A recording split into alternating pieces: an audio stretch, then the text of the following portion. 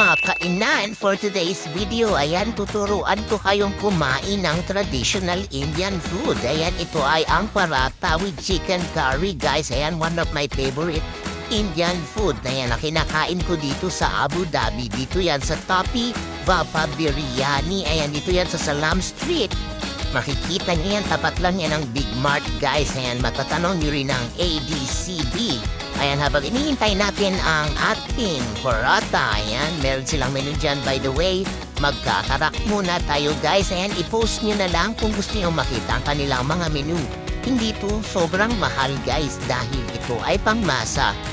Yes, ayan, ang in-order ko dyan ay paratha. Ang paratha nila ay 2 dirhams per piece. Ayan, at ang kanilang chicken curry. Ayan, ang sarap ng chicken curry nila for only 18 dirhams lang yan, guys. Pwede ka pang mag-take out and napakaanghang yan sobra, guys. Ayan, once again, ayan, ito na. Ipapatikim natin sa ating mga brownies ang ating paratha. And ito napakasarap talaga, promise.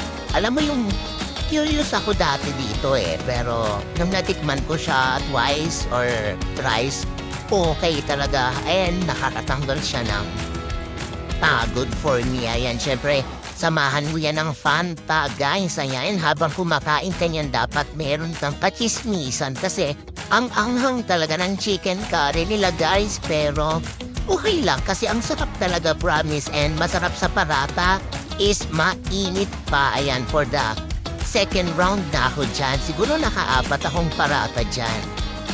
Ang sarap niya talaga. And once again, ayan, Topi Biryani. Ayan, dito lang yan sa Salam Street. Makikita niyo yan sa my Big Mart. Tapat siya ng Big Mart and ADCB. Makikita niyo rin yan. Ayan, katabi siya ng Manila Bicycle. Ayan, and happy eaties, guys. And just wait for my next video. Thank you!